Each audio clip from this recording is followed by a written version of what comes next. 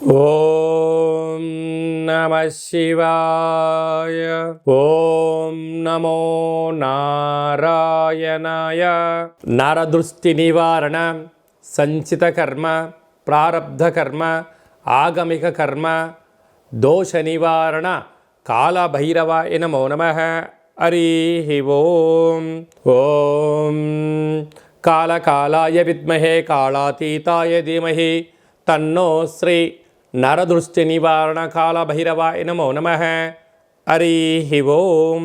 మా ఛానల్కి స్వాగతం. చూస్తున్న వీక్షకులకు, ప్రేక్షకులకు, ప్రియ కాళభైరవ భగవద్బంధులకి స్వాగతం పలుకుతూ మమ్మల్ని ఎంతగానో ఆదరిస్తూ ఉండబడినటువంటి ప్రియ సోదర సోదరీమణుల అందరిపైనను కాళభైరవ స్వామి జయంతి ఆశీస్సులు ఉండాలని కోరుకుందాం. ఈ వీడియో మీరు చూస్తున్నారు అన్నట్టయితే, ఈ వీడియో చూడాలి అనుకుంటున్న అయితే మీకు కాళభైరవ స్వామికి ఆజ్ఞ ఉంది అని చెప్పి గమనించగలగాలి. ఈ వీడియో ప్రారంభం నుంచి చివరిదాకా మీరు ఎప్పుడైతే చూస్తారో కాళభైరవ స్వామికి ఆశీస్సులు కలిగి అష్ట కష్టాలకు స్వస్తి పలికి అష్ట ఐశ్వర్యాలకు, ఆనందాలకు, రాజభోగాలకు మీరు అర్హులు అవుతారు అని చెప్పి కాళభైరవ స్వామికి ఆజ్ఞ చేత మీకు చెప్పడం జరుగుతుంది. కనుక ఈ వీడియోను చూద్దాం, ఆచరిద్దాం, స్వామిని స్మరిద్దాం, ఆయన జయంతి ఆశీస్సులు కూడా పొందుదామని చెప్పి గమనించాలి. 1/12/2024 నుండి 31/12/2024 వరకు పుట్టినటువంటి వారందరూ కూడా ముందస్తుగా జన్మదిన శుభాకాంక్షలు. గతంలో వివాహం చేసుకున్న వారికి వివాహ వార్షికోత్సవ శుభాకాంక్షలు. ద్వాదశ రాశుల్లో గ్రహ గమనాల్ని ఒకసారి వీక్షింపచేద్దాం. వృషభ రాశిలో గురు సంచార స్థితి శత్రుస్థానంలో, కర్కాటక రాశిలో కుజ భగవానుడు నీచ సంచార స్థితి, కన్యరాశిలో కేతు సంచార స్థితి, వృశ్చిక రాశిలో రవి బుధ సంచార స్థితి, బుధాదిత్య రాజయోగము, ధనుసు రాశిలో శుక్ర భగవానుడు సంచార స్థితి, కుంభరాశిలో శని భగవానుడు స్వక్షేత్ర సంచార స్థితి, మీనరాశిలో రాహు సంచార స్థితితో ద్వాదశ రాశుల్లో గ్రహ గమనాలు ఈ విధంగా ఉన్నాయి. కనుక స్వామివారి యొక్క ఆశీస్సులు పొందుదాం, కష్టాలకు స్వస్తి పలుకుదాం, ఐశ్వర్యానికి స్వాగతం పలుకుతాం. అదే కాకుండా 2024 స్వస్తి పలుకుతూ 2025కు స్వాగతం పలుకుతూ ఈ యొక్క సంవత్సరం చివరి ఎండింగ్లో ఎలాంటి యోగాలను పొందాలో కూడా తెలుసుకుందాం. ప్రధానంగా మనకు ఈ సంవత్సరము 2024 కనుక 8 సంఖ్య, అందులో 31 సంఖ్య, మంగళవారం పూట అమావాస్యతో వచ్చింది. కనుక ఇలాంటి అమావాస్య తిథుల ఎందున అంటే మనకు సంపూర్ణమైన సంవత్సరం చివరి ఎండింగ్లో ఎలాంటి విధి విధానాలు పాటించాలి, ఏవి చేయొచ్చు, ఏవి చేయకూడదు. అలాగే డిసెంబరు 1వ తారీఖున కార్తీక మాస అమావాస్య, ఆదివారంతో కూడుకున్న అమావాస్య ఉంది కనుక ఎలాంటి విధులు పాటించాలో కూడా సంపూర్ణంగా తెలుసుకుందాం. కన్యరాశి వారికి ఏడాది తర్వాత లాభస్థానంలో కుజ భగవానుడు నీచ సంచార స్థితిలో ప్రయాణం చేస్తున్నప్పుడు అంటే చూడ్డానికి చాలా అద్భుతంగా కనపడుతూ ఉంటాయి. ఆదాయాలు వస్తున్నట్టు కనపడుతూనే ఉంటాయి.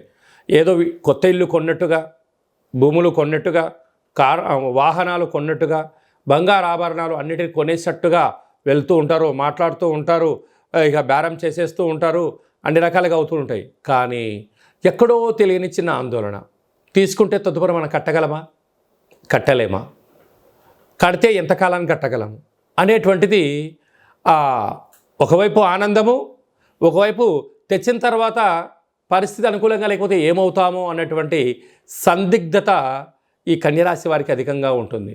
ఎందుకనగా వీరు ఎక్కువ శాతంగా ముందు వెనక ఆలోచించి రాబోయే కాలంలో ఏం జరుగుతుందో ఆలోచించకుండా గతంలో చేసినటువంటి తప్పులు ఎలాంటి ఇబ్బందులు గురయ్యారో ఇప్పుడు అలా చేయకూడదు అని చెప్పి మీరు కృతనిశ్చయంతో ఉన్నారు.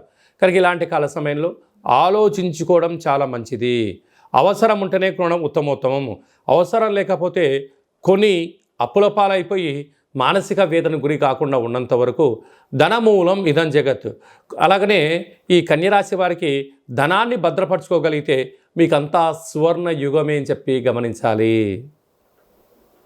తులారాశి వారు ఈ ఆదివారం అమావాస్య సందర్భంగా, కాళభైరవ స్వామి యొక్క జయంతి సందర్భంగా, ఆంగ్ల సంవత్సరం క్యాలెండర్ చివరి మాసం అవ్వడం వలన ఎలాంటి దోషాన్ని ఎలా తొలగించుకోవాలి, ఐశ్వర్యానికి, ఆనందానికి స్వాగతం ఎలా పలకాలో ఈ వీడియోలో సవివరంగా సంపూర్ణంగా తెలుసుకుందాం. తులారాశిలో ఏ నక్షత్రాలు వస్తాయిగా? చిత్తా నక్షత్రంలోని 3వ పాదం, 4వ పాదం, స్వాతి నక్షత్రంలోని 4 పాదాలు, విశాఖ నక్షత్రంలోని 1, 2, 3 పాదం కలిపితే తులారాశి అవడం జరుగుతుంది.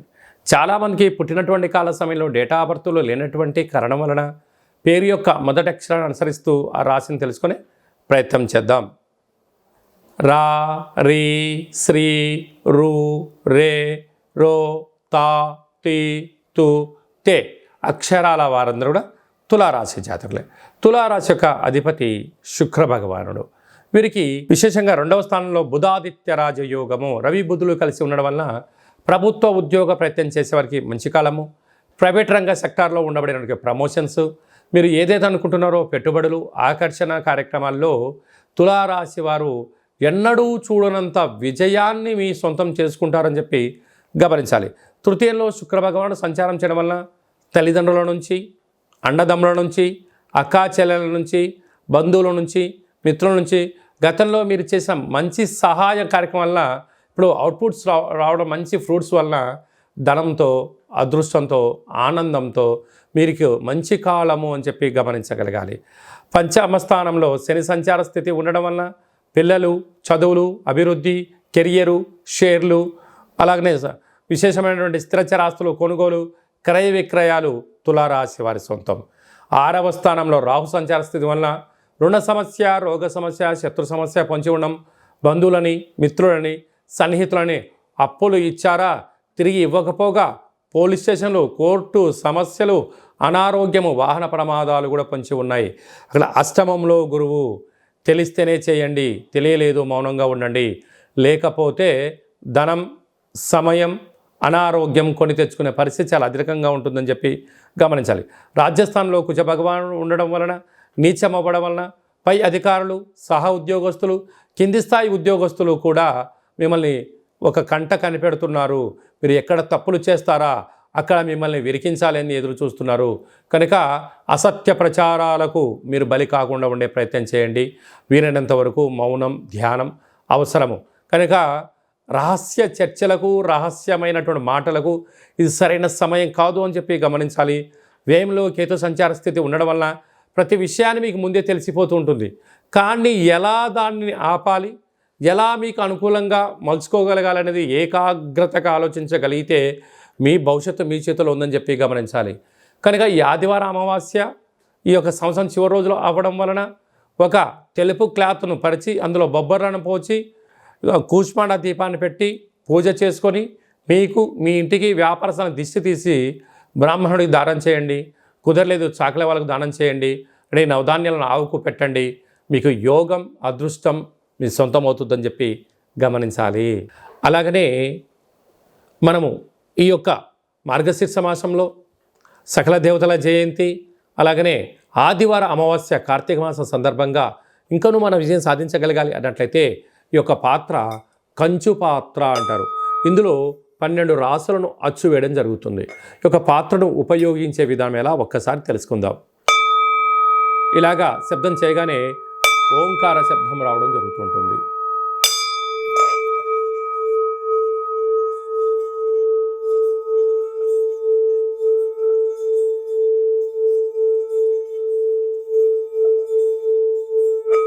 ఈ యొక్క శబ్ద తరంగాల ద్వారా మనిషి శరీరంలో చక్రాలు వికసింపచేయడం, ఇంట్లో ఉండబడినటువంటి సకల దరిద్ర దేవత బయటికి వెళ్ళడం, మహాలక్ష్మి మాత గళ్ళు గళ్ళుమంటూ ఇంటికి రావడం, అలాగనే సకల నరదృష్టి, శత్రు ప్రభావాలు, తంత్ర ప్రయోగాలు, తాంత్రిక ప్రయోగాలను కూడా తొలగిపోతాయని చెప్పి గమనించాలి.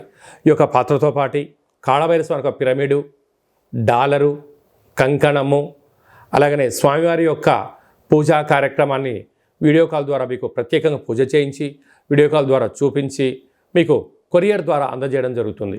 అలాగనే 27 రకాల వస్తువులతో మీకు దిష్టి కార్యక్రమం తీయించేసి మీరు జీవితంలో ఏదైతే అనుకుంటున్నారో అది విజయం సాధించేంత వరకు కాళభైరవ స్వామి యొక్క అర్చన, ముడుపు, పూజా కార్యక్రమం చేయించడం జరుగుతుంది.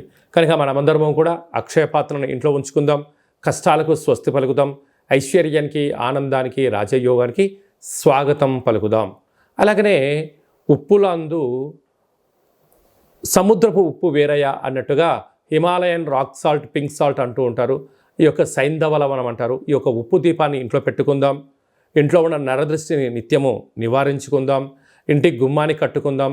లక్ష్మీదేవికి స్వాగతం పలుకుదాం.